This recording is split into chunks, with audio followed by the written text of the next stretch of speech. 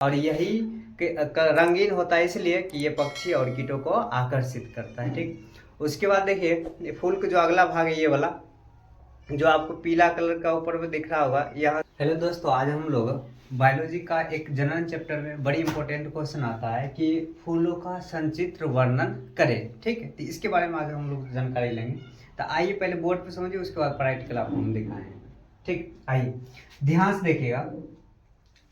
सबसे पहले हम लोग जानेंगे कि इस फूल में जो होता है इसके हर एक भाग को कौन कौन सा नाम है। तो सबसे आप यहाँ ध्यान से देखिए, फूल के सबसे निचला वाला भाग, फूल के सबसे निचले वाले भाग को वृंत कहना है। क्या कह देना है? वृंत। तो वृंत का अगर डेफिनेशन पूछे तो क्या कहना है?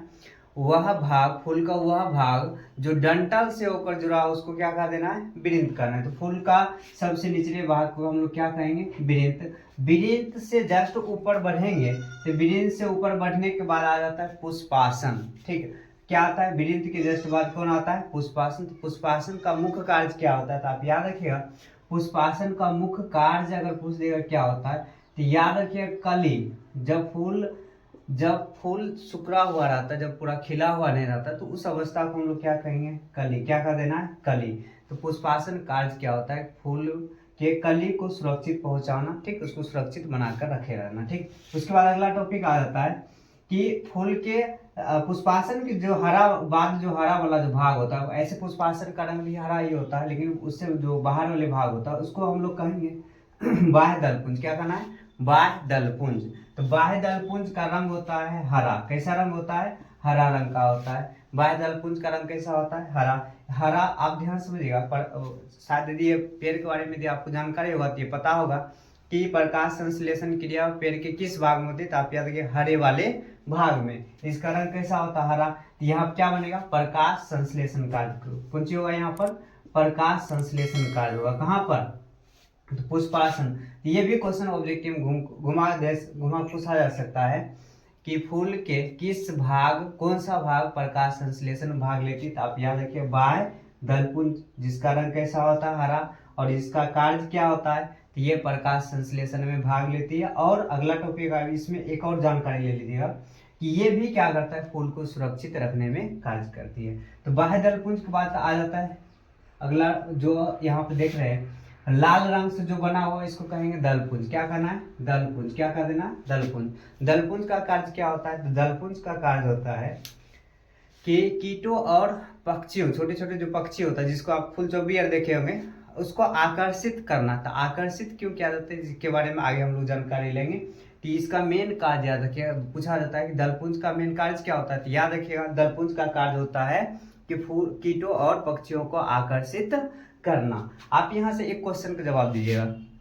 एक क्वेश्चन है कि रात में खिलने वाले फूल का दलपुंज का रंग हमेशा सफेद ही क्यों होता है। इसके बारे में आप आंसर कमेंट बॉक्स में दीजिएगा। ठीक, तो अगला भाग कौन आ गया था? जो रेड कलर का है, दलपुंज। दलपुंज का अगर रंग पूछ लेगा तो बोलिएगा रंगीन।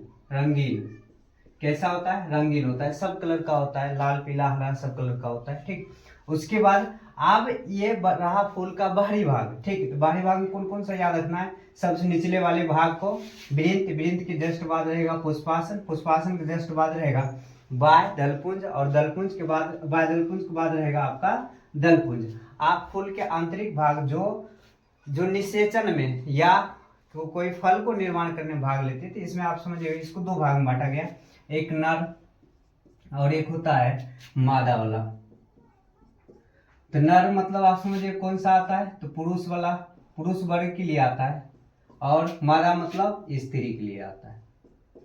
नर मतलब पुरुष और मादा मतलब स्त्री। तो ध्यान समझिएगा, आप ध्यान से देखिए तुम, ये जो है दलपुंज यहाँ जो हम काला रंग को जो निकाले हैं ऐसे करके तार जैसे जो निकला हुआ है, इसको हम लोग कहेंगे नर वाले भाग कहेंगे। और इसको कहा जाता है पुंकेसर। क्या कहा जाता है? तो पूरे भाग को कहेंगे हम लोग पुंकेसर। क्या कहना है? पुंकेसर। ठीक, आप ध्यान समझिएगा, पुंकेसर के सबसे अगला भाग, पुंकेसर के सबसे अगला भाग को परागकोश कहा जाता है। क्या कहा जाता है? परागकोश। पुंकेसर के सबसे अगले वाले भाग को परागकोश कहेंगे। परागकोश के अंदर पाया जाता है परागतंत्र। इसके बारे में समझिएगा, परागकोश के अंदर में एक होता है परागकोष्ठक। परागकोष्ठक होते हैं 4 प्रकार के, सभी फूल में अलग अलग इसमें कैटेगरी होता है। तो पराग कोश के बाद क्या हो जाता है, पराग कोष्ठक, और पराग कोष्ठक के अंदर पाया जाता है पराग कण, जिसको हम लोग शुक्राणु भी कह सकते हैं। ठीक, आइए, तो पराग कण जो होता है दोनों, इसको पराग कण का मतलब आप समझिएगा, फूल अगर कभी छुइएगा ना तो फूल आपको गर्दा जैसे लगेगा, आटा जैसे लगेगा, पाउडर स्नो पाउडर नहीं होता है जो लड़कियां जो लगाती है, वही वाला देखिएगा, ऐसे कुछ छुइएगा ना तो आटा जैसे लगेगा। तो ऐसा ही रहेगा कौन, परागकण, जिसको आप खुली आंखों से अच्छा से नहीं देख पाएंगे। अगर इसको अच्छा से देखना है तो इसमें उत्तल लेंस का प्रयोग किया जाता है। उत्तल लेंस की सहायता से आप पराग कण को देख सकते हैं, या आपको यदि माइक्रोस्कोप सुविधा में है तो माइक्रोस्कोप से देख सकते हैं, किसको, पराग कण को। तो ये याद रखिएगा, पराग कण क्वेश्चन पूछा जाएगा, परागकण पुष्प का कौन सा भाग होता है, तो बोलिएगा नर भाग होता है, या परागकोश पुष्प का कौन सा भाग होता है, तो नर भाग होता है, या पुंकेसर फूल का कौन सा भाग होता है, तो नर भाग होता है। ये सब कौन सा भाग हो गया, नर भाग। अब समझिए मादा भाग में, तो ये जो यहाँ जो ये कलर जो दिखा हुआ है, दिख रहा है आपको, ये पूरे भाग को हम लोग क्या कहेंगे, स्त्री केसर। क्या कहेंगे, स्त्री केसर। तो इस जिस तरह से हम पूरे इस वाले भाग को क्या कहते हैं, पुंकेसर, और इसी तरह से यहाँ से लेकर इस पूरे वाले भाग को क्या कहते हैं, स्त्री केसर। स्त्री केसर को 3 भाग में बांटा गया। सबसे देखिए ऊपर वाले भाग जो ऐसे डॉट डॉट करके जो गोल गोल जो घुमा हुआ है, इसको कहा देना है वर्तिकाग्र। क्या करना है, वर्तिकाग्र करना है। ठीक, और स्त्री केसर के बीच वाले भाग को कहना है वर्तिका। क्या करना है, वर्तिका। और सबसे ऊपरी वाले भाग को वर्तिकाग्र, बीच वाले भाग को वर्तिका, और सबसे निचले वाले भाग को कहेंगे अंडाशय। क्या कहना है, अंडाशय। आप ध्यान समझिएगा, इसमें काम में इसका क्या क्या होता है। तो एक टॉपिक आ जाता है परागन। परागन, तो इसके बारे में सुनिए, परागन क्या होता है। तो याद रखिएगा कि परागकोश के अंदर क्या पाया जा रहा है, परागकण। परागकण को निकालकर, परागकण को निकालकर वर्तिकाग्र तक पहुंचाने की क्रिया को परागन कहा जाता है। पराग कोश के अंदर से परागकण को निकालकर वर्तिकाग्र तक पहुंचाने की क्रिया को क्या कहा जाता है, परागन कहा जाता है। तो परागन आपको यदि नहीं पता है तो ध्यान से समझिएगा, 2 प्रकार का होता है, एक स्वपरागन और एक होता है पर परागन। ठीक, तो परागन क्या डेफिनेशन पूछा जाता है कि परागन किसे कहते हैं, याद रखिए क्या हो जाएगा, परागकोश के अंदर से परागकण को निकालकर, परागकोश के अंदर से परागकण को निकालकर वर्तिकाग्र तक पहुंचाने की क्रिया को परागन कहा जाता है। तो ये मेन इसका टॉपिक था। फिर से एक बार ये समझ चुके हैं, वर्तिकाग्र सबसे ऊपरी स्त्री केसर के सबसे ऊपरी वाले भाग को क्या कहना है, वर्तिकाग्र कहना है, बीच वाले भाग को क्या कह देना, वर्तिका कहना है, और सबसे निचले वाले भाग को क्या करना, अंडाशय कह देना। ठीक, तो अब यहाँ से एक और क्वेश्चन पूछा जाता है कि फूल का कौन सा भाग, फूल का कौन सा भाग फल बनाने में काम आता है, या फल में परिवर्तन होता है। तो याद रखिएगा, सबसे निचले वाले भाग में क्या होता है, अंडाशय, और अंडाशय से किसका निर्माण होता है, फल का निर्माण होता है। किसका निर्माण होता है, फल का निर्माण होता है, या बीज का निर्माण होता है। अब यहाँ से एक पॉइंट और समझिएगा कि निषेचन क्या होता है।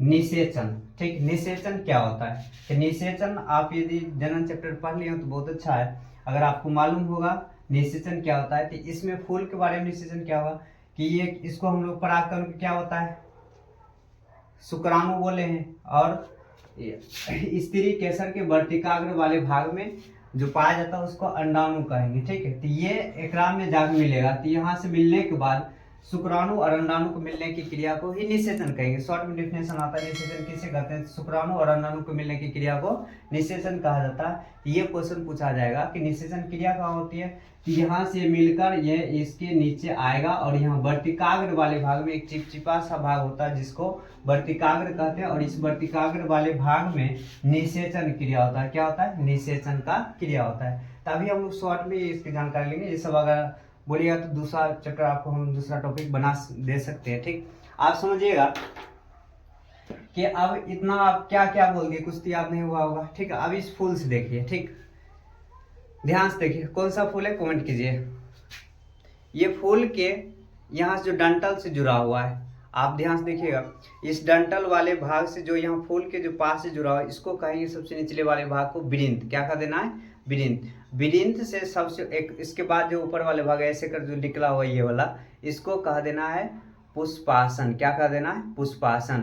और पुष्पासन के बाद ये जो यहाँ जुड़ा हुआ इसको पुष्पासन, पुष्पासन के बाद जो हरा कलर जो दिख रहा है इसका नाम अभी हम क्या होता है, बाह्य दलपुंज, जिसका रंग कैसा होता है, हरा होता है। उसके बाद देखिए ये अगला जो ये जो कलर वाला जो दिख रहा है कौन सा कलर है, कमेंट कीजिए। ये कलर जो दिख रहा है इस कलर वाले भाग को नाम क्या कहेंगे, इस कलर वाले भाग का हम नाम बताएं क्या होता है, दलपुंज। और यही रंगीन होता है इसलिए कि ये पक्षी और कीटों को आकर्षित करता है। ठीक, उसके बाद देखिए फूल का जो अगला भाग है ये वाला जो आपको पीला कलर का ऊपर में दिख रहा होगा यहाँ से यहाँ तक का, इसको हम लोग कहेंगे पुंकेसर। क्या कह देना है, पुंकेसर। पुंकेसर के सबसे ऊपर वाला भाग को कह देना है परागकोश। और परागकोश के अंदर क्या पाया जाता है, परागकण। इसको छूने के बाद यहाँ पर एक बुरादा जैसे दिख रहा है, बहुत स्नो पाउडर जैसे। ठीक, और यही कण निकल कर यहाँ तक पहुँचती है। और इस वाले भाग जो रंगीन कलर का दिख रहा है, पिंक कलर का है, कौन कलर है, ठीक, इस वाले भाग को हम लोग कहेंगे स्त्री केसर। और स्त्री केसर के सबसे ऊपर का भाग जो है इसको वर्तिकाग्र कहा जाएगा। क्या कहा जाएगा, वर्तिकाग्र कहा जाएगा। ठीक, एक बार ध्यान से फिर से एक बार और देख लीजिए। फूल के सबसे निचले वाले भाग को विनिल्त, उसके बाद पुष्पासन, पुष्पासन के बाद पराग बाह्य दलपुंज, बाह्य दलपुंज के बाद दलपुंज, दलपुंज के बाद दो क्वेश्चन याद रखिएगा, एक नर भाग होता है और एक मादा भाग। नर वाले भाग को क्या कह देना, पुंकेसर। पुंकेसर के सबसे ऊपर वाले भाग को क्या कह देना, परागकोश। परागकोश के अंदर क्या पाया जाता है, परागकण। और कहाँ रहता है तो याद रखिएगा पराग कोष्ठक के अंदर। कहाँ रहता है, पराग कोष्ठक के अंदर। और स्त्री वाले भाग में याद रखिए स्त्री केसर होता है। स्त्री केसर में ये पूरा आ जाएगा, कहाँ से, ये वर्तिकाग्र से लेकर अंडाशय वाले पूरे भाग को क्या करना है, स्त्री केसर। स्त्री केसर के सबसे ऊपर का वाले भाग को क्या कह देना है, वर्तिकाग्र कहना है। और इस बीच वाले जो भाग जो दिख रहा है इसको कह देना है वर्तिकाग्र। और सबसे निचले वाले भाग, इस फूल के सबसे निचले वाले भाग को क्या कह देना है, यहाँ ध्यान से देखिए, जो फूल को हम फाड़ दिए हैं, ऐसे नहीं फाड़ना चाहिए था लेकिन फाड़ दिए, तो इस वाले भाग को कहेंगे अंडाशय। और बीज का निर्माण कहाँ होता है, इसी अंडाशय के अंदर होता है। आज के लिए यही तक, जय हिंद।